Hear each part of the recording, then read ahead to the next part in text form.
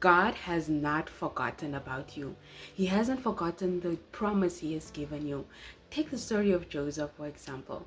You know, Joseph went through so many different things that would have tested us if it was us that went through all those things. We would have been like, oh yeah, God is not with me, you know, because number one, he was hated by his brothers. Number two, his brothers sold him into slavery. Number three, he was accused by his boss's wife.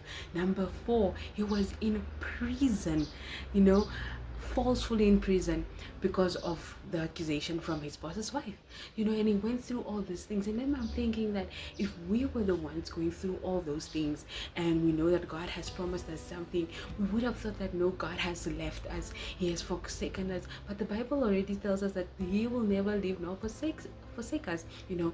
And so one thing I've picked up, and that's the reason why I'm saying God has not forgotten about you, is that throughout the story of Joseph, the hand of the Lord was upon him. And the Bible keeps reiterating that because it keeps on saying that the Lord was with Joseph. And because the Lord was with Joseph, the people around him saw that the Lord was with him, you know, and that he got uncommon favor because the Lord was with him. And the Lord has placed him in situation that was actually training him for where he is about to take him.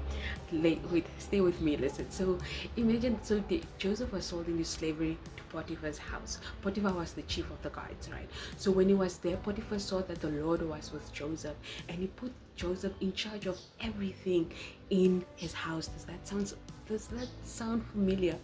Everything in his house, you know, everything in his house except his wife, but everything else he was in charge of it, everything in the house, because Potiphar saw that the Lord was with Joseph, you know. And that, I took that as training for Joseph, because what happened when the king had a dream? Joseph interpreted the dream, the king put him in charge of everything except him. There was no one higher than Joseph. The king was the only one that was higher than Joseph. What did Joseph being in Potiphar's house do? It trained Joseph, he prepared Joseph's character, because now you pick up some skills. It's the first time he was probably in charge of anything, you know, but he got some skills when he was in Potiphar's house, number one. Number two, when he was accused and he was thrown into prison, Potiphar also put him in charge of like the things in the prison. And the other thing that I want to highlight, when I was in prison and the cupbearer and the baker came to prison, Potiphar told him to serve them. He served, even though he had like a higher status in prison compared to the cupbearer and the baker. He still served them, you know, he was still serving them. And I think that was also just character building for him. God was training him for where he was taking him, because